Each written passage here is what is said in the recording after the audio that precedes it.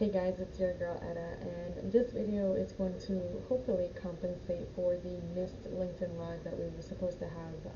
Unfortunately, we had a few conflicts, and on top of that, we had a technical difficulty. So, you know what, it just wasn't meant to happen. So, we are going to talk about it on this version. It's recorded, it's multi-purposeful, and it's easier to share with the audience outside of our LinkedIn audience. So, you know what? Everything happens for a reason. So here we are. So today we're going to talk about a two-way conversation in the legal industry. What exactly does that mean? So we're really going to specifically hone in on interviews, and this is for both the interviewer and the interviewee, right? It's a two-way conversation. Most of the time, it's considered a like a I guess like an interrogation, right? Like we're always like under the microscope, and there's so much pressure on both ends, right?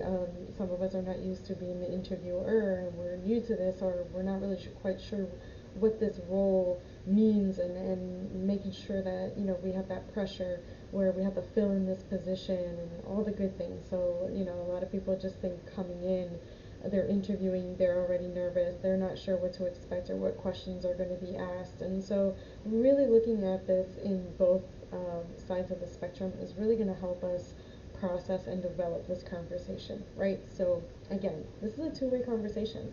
We are always talking about how to find the right fit. And the right fit is for both parties, right? It's for the person interviewing, it's for the person being interviewed. It has to be a two-way conversation, setting expectations ahead of time. I mean, it's so important to really cultivate and really build a strong foundation from the beginning, and it all starts at the interview process. So a lot of people skip this step and skip the research and skip all the things and just want to get in the door, but sometimes that's not necessarily healthy for either side. So this is why I created this conversation starter, so that you guys can really hone in on this, do the research, write the notes, share, and really compare notes, because this is really why, great segue, why interviews are important, right? Because why do they matter? A lot of people are like, oh, it's just an interview. It's like, no, it's the first step to introducing yourself and another person into the company. So really having that interaction be useful and proactive, and setting again the guidelines and the foundation for hopefully what's going to be a long-term continuous relationship, because it's going to happen on both sides. So understanding where we miss the mark is really going to help you, because what's going to happen is it's going to build a stronger team, it's going to be a better performance, and it's really going to build that cash flow, the environment, everything that any business owner out there is looking to build upon. This is what it's going to do, right? So what are those actual common pitfalls? So the first one is it's treating the interview like an interrogation, right? Kind of what I said. You're not setting clear expectations from the outset. You're focusing too much on the technical skills versus the soft skills, because we can teach technical all the time. We do that, right? That's what Etta Rosa LLC does all the time. We teach technical skills, but we also hone in on the soft skills that are needed, such as time management, customer service, how to provide proper customer service on all ends, versus, whether it's in an email, whether it's a conversation we're trying to have with a prospect or current client, whether it's a colleague that we're working on a project with, whatever it is, all that takes a lot of soft skills, a lot of time management skills, a lot of caseload management skills that are not taught in a classroom or really anywhere, right? Because supposedly we're training our staff, but we're not really training the staff, which is why Etta Rosa LLC exists in the first place. And really understanding that what entails you onboarding somebody or you joining a team is really what creates the bottlenecks to begin with. And I'm sure you're like not really following me right now. So this is where we're going to get into the nitty-gritty in a two-way conversation. So the main thing is that both parties should be asking questions. This is not a one-way, right? So both parties should be offering insights. They should have a collaborative tone, because that is what you're going to do from there on out. You are going to collaborate, you are going to work together, and you're going to continue to add your 2 cents into this team, and you're going to in turn learn more as well, right? Because we don't want to stay stagnant either. And then another couple key points that we want to focus on is the interviewer learns much about the candidate as the candidate does about the firm, right? Because they want to know what kind of environment are they getting themselves into, what type of team is there, what are the personalities. Understanding really what you're getting yourself into is really going to help you in this interview process. And then creating that space and that dialogue, right? Because you want to encourage that, you want to build that trust, you want to build again that foundation where they feel comfortable in asking the questions and feel comfortable in the expectations being set and met and all the good stuff. So really understanding that this is a pivotal moment for both parties. You know, one party is trying to see if it's a good fit for them as far as their long-term or even short-term goals, and then the other one, same thing, long-term or short-term goals, but also how does this person fit into the current narrative. So really asking those questions and opening up that dialogue is really going to help that transition a lot, um, really build upon, right? Because you have to make sure that you are setting the expectation. And why is that crucial, right? Because we have something called firm culture, which a lot of people don't understand, because a lot of people either don't take the time to create one and the team creates it for them, which could be good or bad depending on how you're looking at it and what kind of team you're working with. It can also be a lot of misunderstanding, a lot of miscommunication, because those expectations weren't done. So let's say the person that's looking for a job is only looking for a 1 or 2 year commitment, and you're looking for a long-term employee that's going to invest most of their time at the firm, because you want them to grow and you want them to cultivate the culture, and you want them to maybe perhaps you may want somebody that's a paralegal that wants to be an attorney later on, that wants to go to law school and then become your associate and possibly a partner at the firm, because they already know all the ins and outs and you feel comfortable. If that's something that you're looking for, well, you're not going to onboard somebody that's only looking for something while they finish up college and start thinking about their next steps. Maybe that's not a good fit for you. But maybe you are. Maybe you're just looking for temporary help, where maybe one of your full-time employees took some time off, or they decided to step down a little bit, or whatever the case may be. So you're looking for that person maybe for that 1 or 2 year. So really understanding what the position you're being filled, why it's being filled, and what type of personality surrounding that is how you want to fill it, and vice versa. What kind of job are you looking for? What are you trying to fill? For how long? Is this a short term, long term? Do you not even know at this point? Because all that translates. So if you're confused, if you have no guidance as to where you want to go next, that's going to translate. So setting those expectations is definitely a very crucial part of everything in the interview process. So how do we set these expectations? Well, the first thing obviously is communication, right? So, but I guess let's back up. The first thing would be awareness, kind of what I was adhering to before. You want to make sure that you are understanding what type of position you're filling, what that person's daily tasks and responsibilities and expectations are. If you're the one interviewing, if you're the one that's being interviewed, what are your goals? What are you looking for? What type of environment? What kind of work-life balance are you looking for? What are your short-term, long-term goals? What are your expectations financially, day in, day out? Are you looking for remote? Are you looking for hybrid? Are you looking for strictly in office? All these decisions you have to make prior to even applying, because you want to research, you want to make sure that you're finding the proper environments that are going to fit that reality that you're trying to create. So the first thing is awareness. Then the second thing is communicating that, right? This is what I'm looking for. This is where I'm at right now. It could possibly change, because we all change. That's what humans do. We evolve. So yeah, of course it's all going to change. But really setting the tone now, saying this is kind of like a short-term thing. I'm not sure what's going to happen next, but this is where I'm at right now. That's a conversation that needs to be had. This is a position that we have right now. It could possibly grow in the future, but we're not sure yet, because we're really just testing the waters. that is something that you want to talk about, especially if you're talking to a single mom trying to pay her bills. She cannot have that instability. She needs something a little more secure. So that is a decision that needs to be made. That is a discussion that needs to be had. And this is all happening in the interview process. Communication.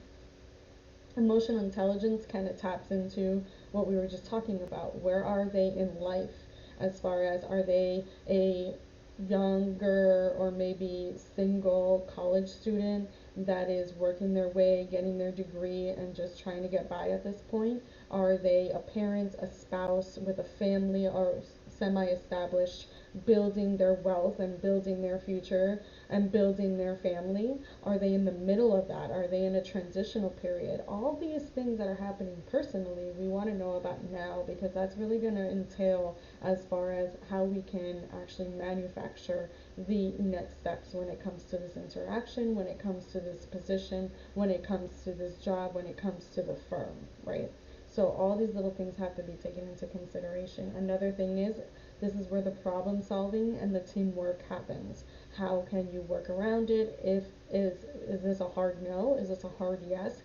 Whatever the case is, whatever you guys are discussing, that needs to be had now, not at the point where you're providing an offer or where you're accepting the offer. It's too late. Understanding that those are priorities that need to be had. Another one, and I'm going to go with a little more practical tips for the interviewers first, and then I'll go into the interviewees. So the first one is prepare thoughtful, open-ended questions, right? Because that we tend to focus on the technicalities. So what type of degrees, what educational background do you have, what experience do you have, but we don't ask the more important questions.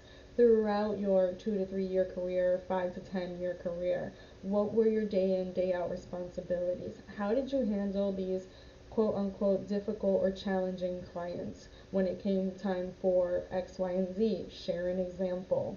How would you handle something if I provided you this scenario? How would you typically handle something like that? Those are questions, those are brainstorming. That's where you can see whether or not this is going to be a good fit, and the other person's going to see as well whether or not it's going to be a good fit, right? Also, take notes. Be engaging in the conversation. You want to make sure that you're taking in every single moment, every single response, because that in turn is going to help you make the decision later on when you have candidates that are close. You know, you have like a first contender, second contender, and you're kind of trying to figure out which one or which way you want to go. Those notes are really going to help you when you're reflecting back later on. And then you want to be more in a relaxed, comfortable atmosphere, because you want to make sure that that is translating for the candidate, right? Because this is already a nerve-wracking position for them anyway. So making sure that you're making them comfortable yet professional, of course. We don't want to be like, super cash and throwing words and things like that. We definitely want to keep it professional, but we want to make sure that they are comfortable with the transaction, that you're not being so like stern and everything, because you're not going to be like that day in and day out anyway. So share yourself, share your personality, share your leadership by leading by example. So that's really going to help in the interaction. Another thing that I want to go into, and this is more for the interviewees, I want to make sure that you do your research prior to even applying. Making sure that you know what the law firm does. Where do they have multiple locations? Do they offer bilingual services? Do they do reach outs, for communities? Do they sponsor communities events? Do they do their own events? What type of clientele do they usually handle? Start looking on YouTube. Do they have a YouTube channel? What's their website look like? What is their social media? All these things, there's plenty of information out there that you can review and reflect and research before actually going into this interview. And this is really going to help you, because then you can actually tailor more insightful questions, right? So you can make sure it's specific to the role and to the firm. So you don't have to ask about things like, oh, well, do you just do personal injury? Well, that's something that you should have already researched. That's not really a question to be asking. I see that you do also commercial litigation. I would be more than interested to learn more about that, even though my expertise is in personal injury. That right there is insightful. They understand that you're willing to learn other things and that you're open to other avenues within the firm that shows growth, that shows progression, and that in turn will help them better their decision when it comes time again to picking those contendant or candidates that are close by.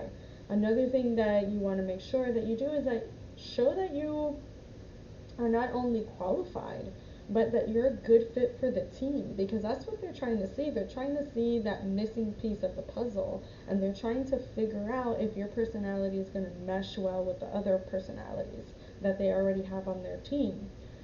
That if it's going to mesh with them. So you have to read the room, ask questions about firm culture, kind of like what am I working with, right? Like what type of leadership is there? Is there any trainings that you offer? Well, how long are the trainings? What do those trainings look like? I am a certified paralegal or a certified legal professional. Do you offer any CLEs that I can take so that I can put it towards my certification? All these things show that you're not just qualified, but that you're looking for more than just a job. And that is exactly what team players want, right? So understanding and asking those quizzitive questions is really going to help you. So let's do the number one question that we always get is describe yourself, or tell me about yourself, or anything surrounding that question. And that's a hard question, right? Because it's like, well, what kind of side do you want? Especially me, I have like 5 million personalities. So what, depends on the day, like how do you really answer these type of questions? Another question is, what do you value most about your team members? That's a great question. How do you handle heavy caseloads? What opportunities are there for professional growth within the firm? This shows that you are interested, right? You're interested in knowing what they are capable of versus describe yourself. Oh my goodness, I don't understand why that's even a question right now. So using those type of questions is really going to help you. Another one for the interviewees would be, how does the firm support work-life balance? What challenges is the team currently facing? What are your expectations for someone in this role during the first 6 months? These are questions that are not asked, but should be asked, right? Because this will set the expectation. This will then set the tone in really what is happening, right? What is actually happening in this two-way conversation. So the legal industry is a little different. We have multiple priorities that we need to manage. We have multiple caseloads. We have, especially if it's a multiple practice, we have multiple situations happening simultaneously. So understanding that it's already a chaotic, stressful, anxious environment, we want to make sure that we're reducing that these conversations from the get-go, because if not, it's not going to work. You don't know if your candidate is who you need, and you don't know if this is the firm that you want to work for. So asking these inquisitive and very thoughtful questions is really going to help you. So one thing that I do want to give you, in closing, I want you to take away that interviews should be a balance, it should be transparent, it should be a foundation for success on both ends, not just the interviewer, not just the interviewee. This is, again, that two-way conversation. Another thing is a call to action, right? We want to encourage the participants to rethink their approach to interviews, focusing on building mutual understanding versus just like a whole bunch of questions. We don't want that. We want to make sure that we are actually engaging and encouraging the participants.